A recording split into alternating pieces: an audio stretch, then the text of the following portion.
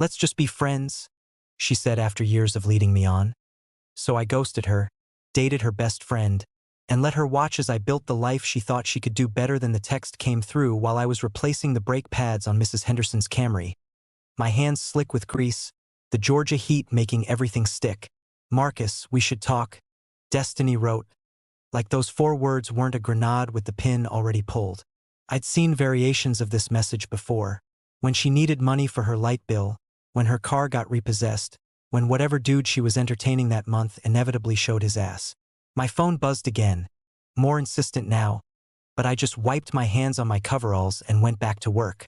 Some conversations, you already know the ending before they start. Hello friends, before I continue the story, please support the channel by becoming a subscriber and giving the video a like. Also, let us know in the comments where you're watching right now. She was waiting at my apartment when I got home, leaning against her friend Amber's Honda like she'd posed for it. That sundress she wore, the yellow one she knew was my favorite, caught the evening light just right. Her box braids were fresh, probably cost her half a rent payment she didn't have, swept over one shoulder in that calculated casual way. I'd fallen for this exact picture 100 times before. Destiny looking like summer itself, smiling like she hadn't spent the last 3 years using my heart as a storage unit for her baggage. But tonight, something in my chest stayed quiet where it used to scream. You couldn't answer your phone? She said, not quite meeting my eyes, doing that thing where she picked at her cuticles. I've been out here for an hour, Marcus. I unlocked my door without rushing, letting the silence stretch between us like taffy. Been working, I said, which was true, and also the simplest way to say I saw your texts and chose my peace. She followed me inside without invitation. Her perfume, Flower Bomb, the one I'd bought her last Christmas, flooding my small living room. That scent used to make me stupid. Now it just made me tired. Look, she started, settling onto my couch like she paid bills here. I've been doing a lot of thinking. Here it comes, I thought, the speech I could probably recite myself by now. She'd thought about us, about timing, about how special I was, how she didn't want to lose me. You're like, literally my best friend, she continued, right on schedule. And I love what we have, but... There it was, that but, the word that always preceded her choosing someone else while keeping me on standby. I just think we work better as friends, you know? I don't want to ruin this by trying to force something that isn't there. I sat in the recliner across from her, my daddy's old chair, the leather cracked but still solid. So what was the last 3 years, Destiny? My voice came out level, almost curious, like I was asking about the weather. She blinked, surprised I wasn't nodding along, playing my role as the understanding one. What do you mean? She asked, and I almost laughed. The dates I paid for, the nights you stayed here when your roommate kicked you out, the time I drove to Atlanta at 2 in the morning because you got stranded? I leaned forward, elbows on my knees. What was all that if we were just friends? Her eyes went wide, wounded, like I'd slapped her. That's not fair, Marcus. She stood up, arms crossed, defensive now. I never lied to you about what this was.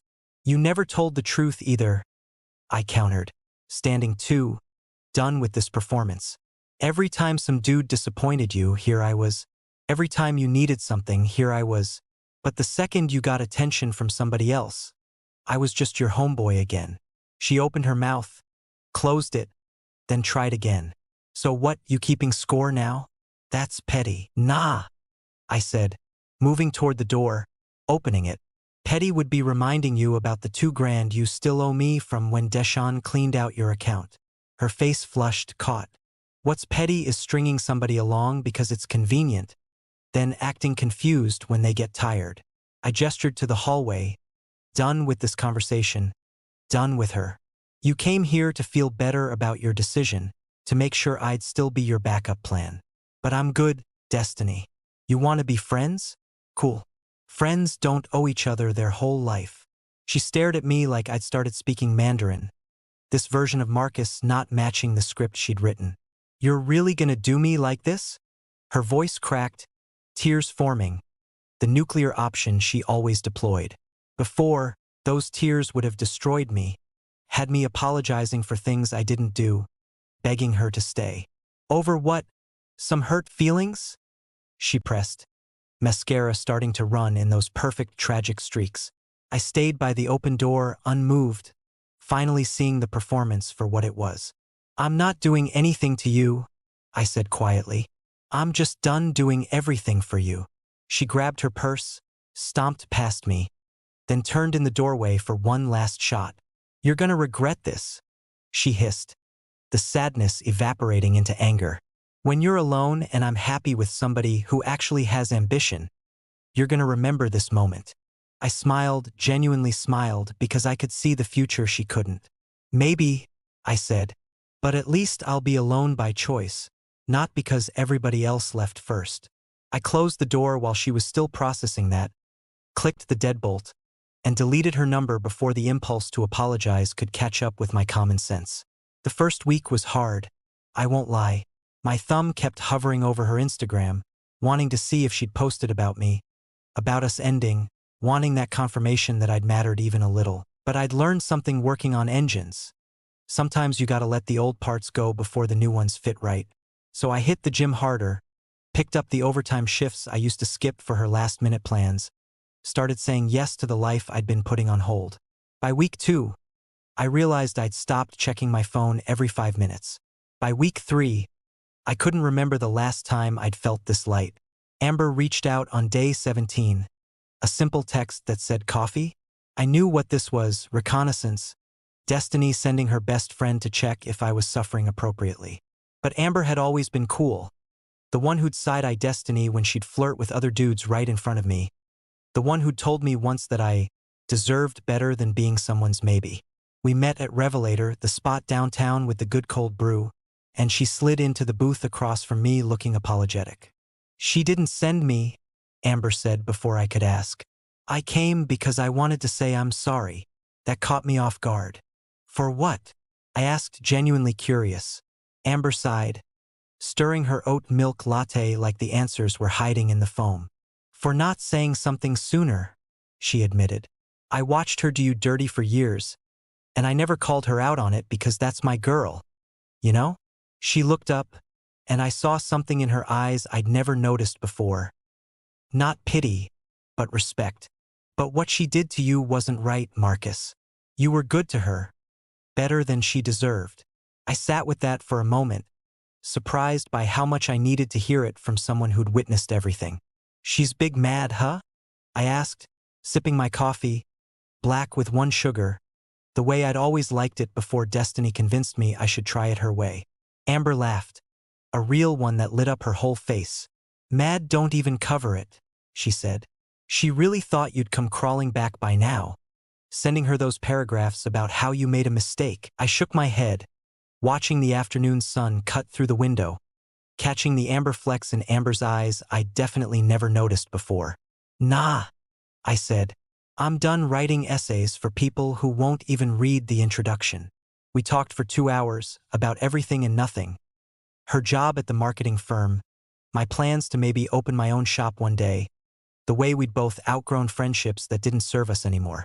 When she laughed at my story about Mrs. Henderson trying to diagnose her own transmission problems using YouTube, her hand landed on my forearm, casual and warm. You know, she said, not moving her hand, I always wondered what you saw in her. I raised an eyebrow.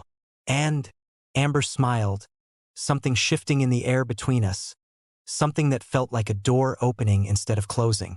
And now I'm wondering what she couldn't see in you.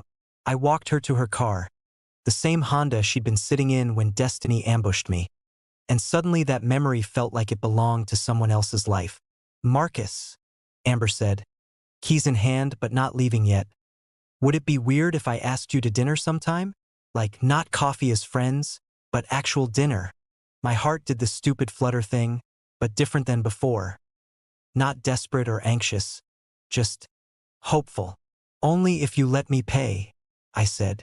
I know this Jamaican spot in East Point that'll change your life.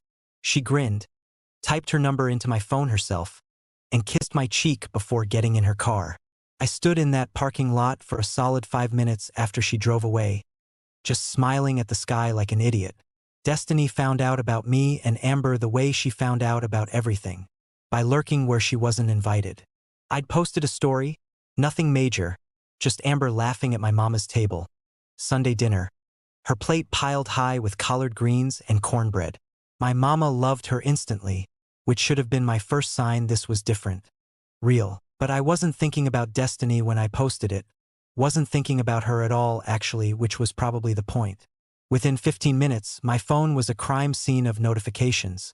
Missed calls, text messages that started with WTF and deteriorated from there. "You're really dating Amber?" One text screamed. "My best friend? That's so disrespectful." I stared at my phone, genuinely confused about what I was supposed to be respecting. The friendship she'd discarded? The relationship she'd said didn't exist? "Are you serious right now?" Another message demanded, and I could hear her voice in the words, that specific pitch she hit when the world wasn't centering her correctly. I screenshot the messages, sent them to Amber with the caption, "She big mad." And we laughed about it on FaceTime while I drove home. Amber wasn't bothered. If anything, she seemed relieved that Destiny had shown her whole ass, so we could stop pretending this would be drama-free. The real confrontation came at Keisha's birthday party 2 weeks later. A backyard thing in College Park with a DJ and too much Hennessy. I knew Destiny would be there. Keisha was her cousin. But Amber squeezed my hand as we walked in, and I felt bulletproof. We made our rounds, saying what's up to people, and I could feel Destiny's eyes on us like heat lamps, tracking our every move. She was posted up by the coolers with some light-skinned dude in designer everything, her hand on his chest, performing happiness for an audience of me. But her eyes told a different story, and when Amber excused herself to the bathroom, Destiny pounced. "So you're really doing this?" she said, appearing beside me like a summoned demon, drink in hand. "Doing what?" I asked, genuinely unbothered, watching the DJ set up. "Living my life?"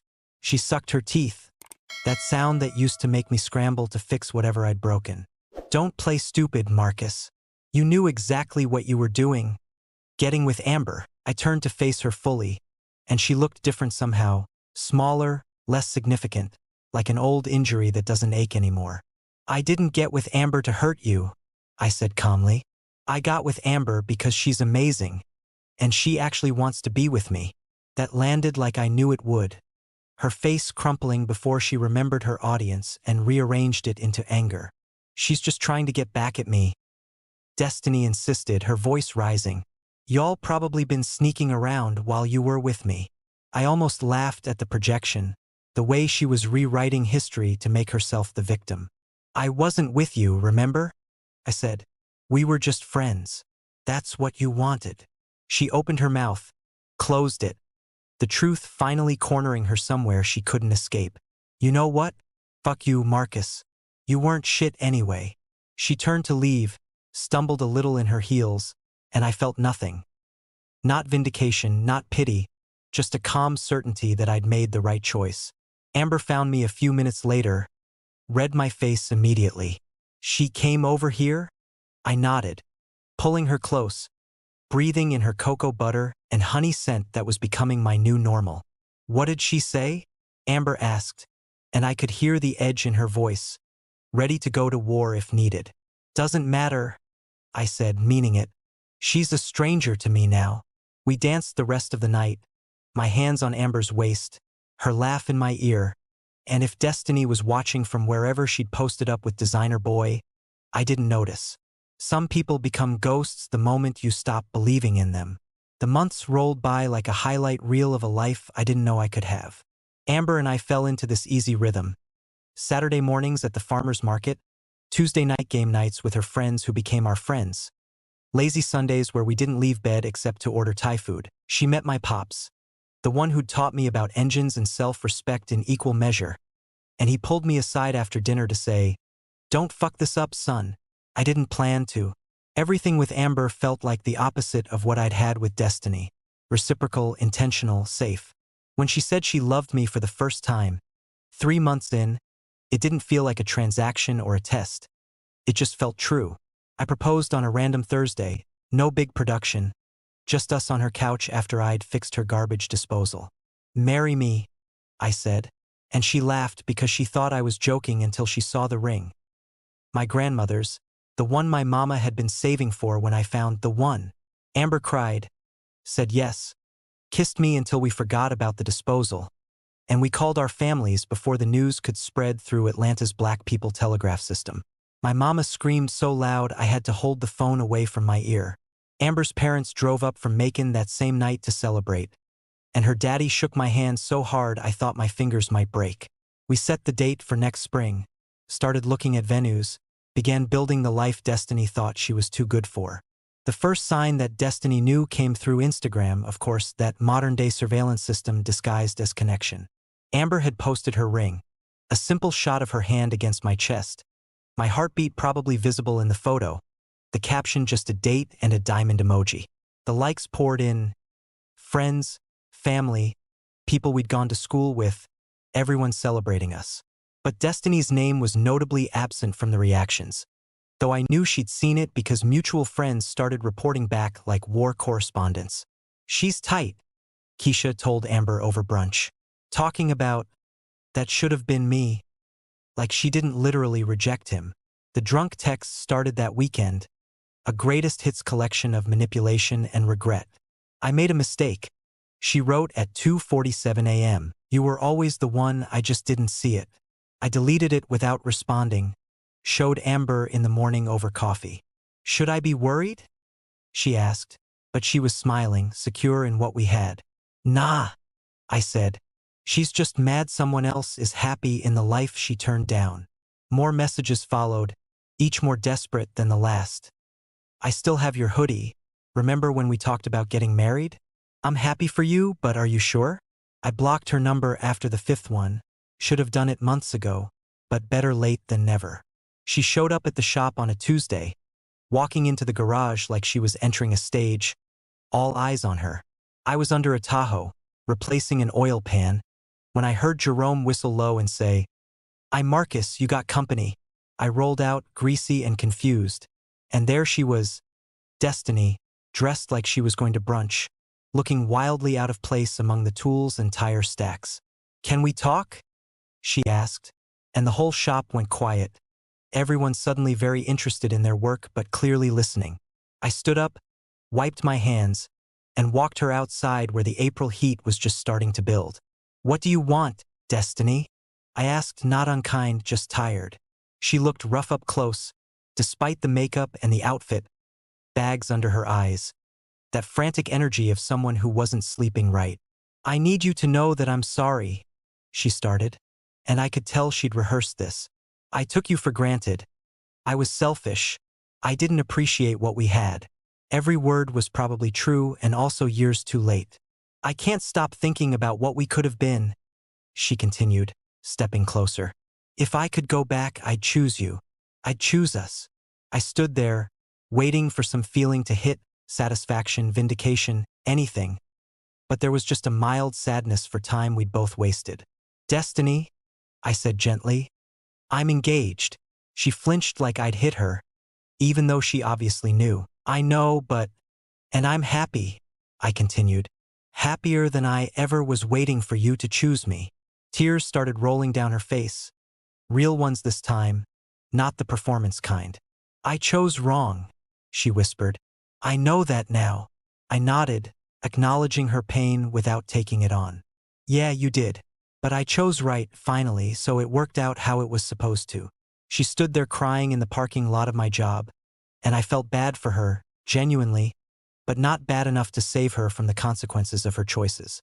"I'm living with my mama," she said suddenly, laughing bitterly through tears. 28 years old, back in my childhood bedroom, working at Target. It sounded like she wanted me to fix it, to tell her it would be okay, to slip back into that old role of emotional support. "What happened to designer boy from the party?" I asked. She scoffed. "Jermaine? He was married. They're always married or broke or crazy." The self-awareness was almost shocking. "And Amber?" she asked, voice small. "She treats you good?" I smiled, couldn't help it. "She treats me like somebody she's lucky to have. Same as I treat her." That broke something in Destiny's face. The final understanding that she'd fumbled what could have been hers. "I should go," she said, backing toward her car. A beat-up Nissan I didn't recognize, Probably all she could afford now. Yeah. I agreed, not cruel, just honest. For what it's worth, she said at her car door. I hope you're happy. I really do.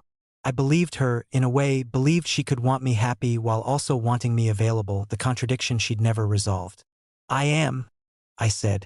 And destiny? I hope you find somebody who makes you feel how Amber makes me feel. I meant it. Her happiness just wasn't my responsibility anymore.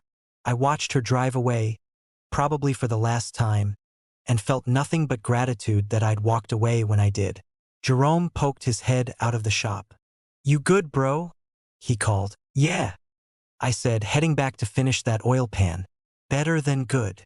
The Tahoe was waiting, and after that I had 2 more jobs. Then dinner with Amber and her parents to talk about the wedding. My life was full of things that mattered, people who valued me, a future I'd built by finally knowing my worth.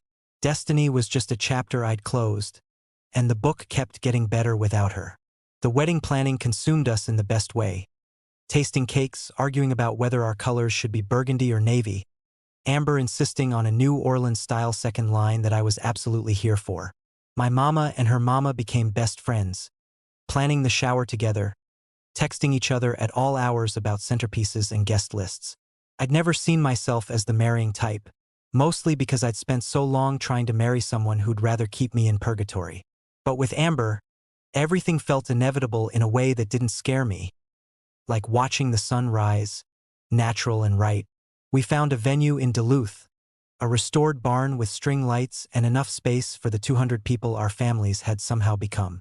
The final ghost of destiny appeared 6 weeks before the wedding. Not in person, but in a text from a number I didn't recognize. I almost deleted it unread, assuming it was spam, but something made me open it. I'm getting married too, it said, and I knew immediately it was her. His name is Trevor. We met at my new job. Just wanted you to know I'm happy now. I stared at the message, trying to figure out what response she wanted, what would satisfy whatever need had made her reach out. But there was nothing to say. Her happiness wasn't my concern. Her updates weren't my business, and I'd long since stopped keeping score. I showed Amber, who rolled her eyes affectionately. You gonna respond? She asked, not jealous, just curious. I deleted the message, blocked the number, and pulled her onto my lap. Nah, I said. Already did. Amber grinned, kissed me like she was trying to make a point, and we didn't talk about destiny again. The next 6 weeks flew by. Bachelor party in Savannah, bridal shower at Amber's aunt's house, final fittings and rehearsal dinners, and all the beautiful chaos of 2 families becoming one. The night before the wedding, lying in my empty apartment one last time before I moved into our house, I thought about the Marcus who'd sat in the same room and let destiny walk out. I wished I could tell him it would all make sense soon, that the pain had a purpose, that the best thing destiny ever did for him was let him go. The wedding day was perfect, sunny but not too hot, Amber crying when she saw me at the altar, my voice cracking when I said my vows, our families losing their minds when we jumped the broom. We danced until my feet hurt, ate cake until we felt sick, took 1,000 pictures that would live on our walls forever. During the reception, while Amber was off with her bridesmaids, my boy Darius slid up next to me at the bar. Yo, he said, grinning. Destiny's here. My heart didn't even skip. Where? I asked, scanning the crowd more from curiosity than concern. He pointed toward the parking lot, and I saw her through the window, standing by a car, not coming in, just watching. Some dude was with her, probably Trevor, looking uncomfortable in a suit. Want me to handle it? Darius offered, always ready to fight my battles. I shook my head, downed my whiskey, and walked outside alone. The spring air was cool, carrying the scent of the magnolias that lined the venue's driveway. Destiny saw me coming and straightened up, wiped at her eyes quickly. I know I shouldn't be here, she said before I could speak. I wanted to see it. See you happy. Trevor shifted awkwardly beside her, and I almost felt bad for him. Clearly, he didn't know the full story, didn't understand he was probably the same placeholder I'd been. Well, I said, not unkind. Now you have. She nodded, crying openly now, mascara running in those familiar tracks. She's beautiful, Destiny said. Amber. She looks beautiful. She is. I agreed, glancing back at the reception where I could see Amber through the window, laughing with her cousins, the light catching her dress just right. I really fucked up, didn't I? Destiny asked, and it wasn't manipulation this time, just genuine recognition of the cost of her choices. Yeah, I said simply, but we both ended up where we're supposed to be. I believed that, or wanted to, believed her sitting in her mama's house texting me drunk had led her to Trevor, whoever he was, whatever they were building. I should go, she said, Trevor already opening the car door, clearly ready to leave this awkward situation. Congratulations, Marcus. I mean it. I nodded, accepted it, watched them drive away from the best day of my life. When I walked back inside, Amber found me immediately, reading my face like she always could. She came? She asked, and I nodded. And? Amber pressed, not worried, just checking in. I pulled her onto the dance floor as our song started, held her close enough to feel her heartbeat against mine. And nothing, I said. She's gone. We're here. That's all that matters. We swayed to Anthony Hamilton, surrounded by everyone who'd supported us, loved us, showed up for our beginning. That night, in our honeymoon suite before we left for Antigua in the morning, Amber asked me one more time, "Do you ever regret it? How long you spent with her?" I thought about it honestly, really considered the years I'd given Destiny, the pain I'd endured, the version of me who'd thought begging was the same as loving. Nah, I said finally, because all of that led me here, to you, to us, and I wouldn't trade this for anything. Amber smiled, that smile that had changed my whole life, and kissed me like we had all the time in the world. Outside our window, Atlanta glittered, full of people making mistakes and finding their way, losing the wrong ones and finding the right ones. I fell asleep with my wife, in my arms, and if I dreamed, it wasn't about the past. Somewhere across town, Destiny was probably lying awake, scrolling through our wedding photos that had already hit Instagram, wondering about the life she'd turned down. But that wasn't my concern anymore, wasn't my weight to carry, wasn't my ghost to appease. I'd spent years trying to be enough for someone who'd never make space for me, and now I was building a life with someone who'd rearranged her whole world to fit me in it. The difference wasn't subtle. It was everything. 6 months into marriage, I opened my own shop, Marcus's Auto Care, right off Moreland, with enough bays for 4 cars and an office where Amber kept the books. She'd quit her marketing job to build the business with me, believed in my dream enough to risk her stability on it. We worked 16-hour days those first months, came home smelling like motor oil and ambition, fell into bed exhausted and happy. The shop grew faster than we'd projected, word of mouth in the Black community being what it is, people trusting me because I was honest and fair, because I didn't talk down to folks or overcharge. By the end of the first year, we'd hired 3 mechanics and were looking at a second location. Amber got pregnant with our daughter on a random Tuesday in October, told me while I was elbow deep in an engine block. I dropped my wrench, kissed her in the middle of the shop, and my whole crew started hollering and spraying champagne like we'd won a championship. We had, in a way, won at building something real, something that would outlast us, something that started the day I finally chose myself. We named her Joy because that's what she was, what this whole life was, what I'd found on the other side of finally letting go. When I held her for the first time, her tiny fingers wrapped around mine, I thought about all the versions of my future I'd imagined with the wrong person. I saw Destiny one last time years later at a Publix off Cascade. I was buying diapers, she was buying wine, and we both froze in the aisle like deer. She looked tired, older, the sparkle I'd once killed myself trying to revive completely gone. Marcus, she said, my name sounding like a question. Hey, Destiny, I replied, and it felt like talking to a stranger, because that's what she was. I heard about your shop, she offered. Doing real good, huh? I nodded, didn't elaborate, didn't owe her my success story. You still with Trevor? I asked, polite but uninterested. She laughed bitterly. Nah, that ended a while ago. I'm figuring things out. Sorry to hear that, I said, and meant it the way you mean it when someone tells you their car broke down. sympathetic but detached. She saw the diapers in my cart, her face doing something complicated. "You got kids?" she asked, and I heard everything she wasn't saying. That could have been ours, that life could have been mine. "Yeah," I said, pulling out my phone to show her a picture before I could stop myself. Amber and Joy at the park, both laughing at something off camera. The Atlanta skyline behind them golden in the sunset. "Her name's Joy. She just turned 2. Destiny stared at that photo for a long time, and when she looked up, her eyes were wet. "She's beautiful," she whispered. "They both are." "Thank you," I said, putting my phone away, ready to end this interaction and get home to them. "Marcus," Destiny called as I started to walk away. "Yeah." I turned back, one hand on my cart.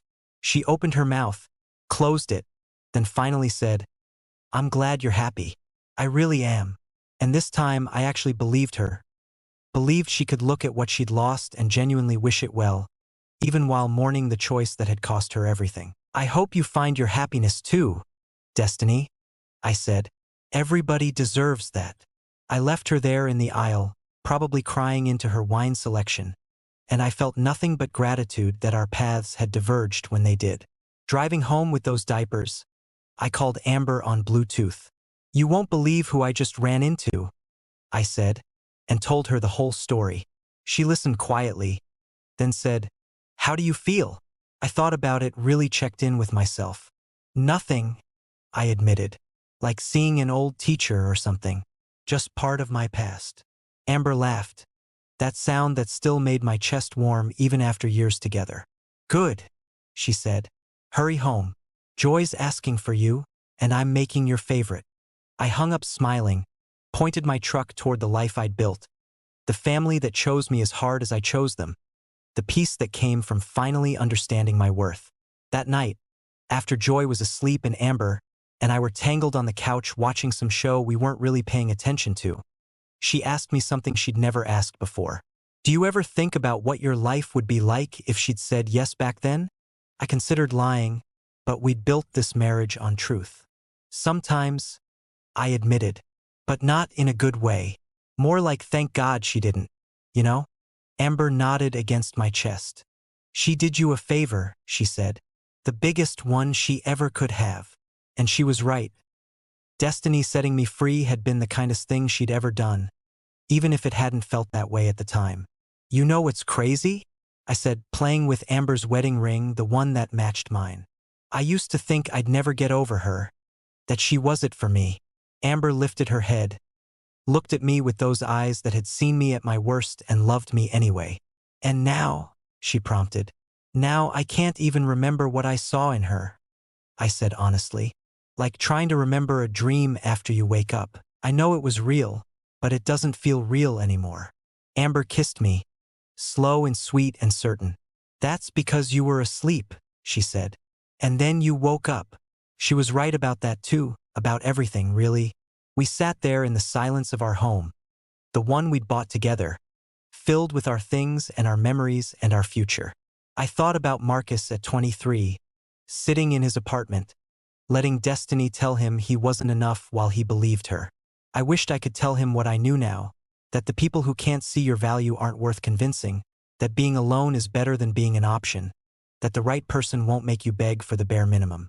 But he had to learn it himself, had to walk through that fire to get to this peace. And honestly, I wouldn't change a thing because every wrong turn had led me exactly here. Joy started crying from her room, probably a nightmare, and I got up to get her. She wrapped her little arms around my neck, said, "Daddy, fix it." With the confidence of a child who'd never known a love that hurt, I held her, this little person who existed because I'd finally walked away from someone who couldn't love me right, and felt the weight of what I'd almost settled for. If I'd stayed with Destiny, if I'd kept begging and hoping and breaking myself to fit her idea of enough, Joy wouldn't exist. This life wouldn't exist. I'd be somebody's maybe instead of somebody's always. The thought made me hold my daughter tighter. I brought Joy back to the living room, and the three of us piled on the couch. Me, Amber, and the baby we'd made from the ashes of my worst heartbreak. "Tell me the story," Joy demanded, even though she was half asleep. "Which story, Baby girl? I asked. How you met Mama? She said. Like she always did. Like it was her favorite fairy tale. And I told her the sanitized version about how Mama's friend introduced us, how we fell in love over coffee and Sunday dinners, how I knew she was the one when she laughed at Papa's terrible jokes. I left out the parts about destiny, about pain, about learning love through its absence. But one day, when she's older and inevitably gets her heart broken by someone who can't see her worth, I'll tell her the whole truth. I'll tell her about the girl who kept me on a string and how I finally cut myself loose. I'll tell her that walking away from people who don't choose you isn't giving up. It's leveling up. I'll tell her that the best revenge isn't revenge at all, but building a life so full of love and purpose that you forget you were ever fighting. And I'll tell her that sometimes the worst thing that happens to you is actually the door opening to the best thing that ever could. For now, though, I just held my family, looked around at the life destiny's rejection had made possible, and felt nothing but gratitude. Gratitude that she'd said no when I deserved a yes, that she'd walked away when I couldn't, that she'd shown me exactly who she was so I could become who I was meant to be. They say the best revenge is success, but that's not quite right. The best revenge is peace, the kind that comes from genuinely not caring anymore, from being so full of real love that fake love becomes unrecognizable. That's where I was, where I'd stay, and where destiny would never reach me again. My phone buzzed one last time that night, a message from a number I didn't recognize. I knew it was her before I even opened it. Knew this was her final attempt to stay relevant in my story. I saw you at Publix. You look good. Happy. I'm sorry for everything. I read it once, showed Amber, and we both just shook our heads. You gonna respond? She asked, already knowing the answer. I deleted it, blocked the number, and tossed my phone aside. Nah, I said, pulling my wife closer, checking on my sleeping daughter. I already said everything I needed to say. And I had, not with words, but with the life I'd built, the family I'd chosen, the joy I'd found in finally knowing my worth. That was the only response that mattered. Thank you for watching all the way through. There's another story to your left screen. You'll enjoy it more than this one.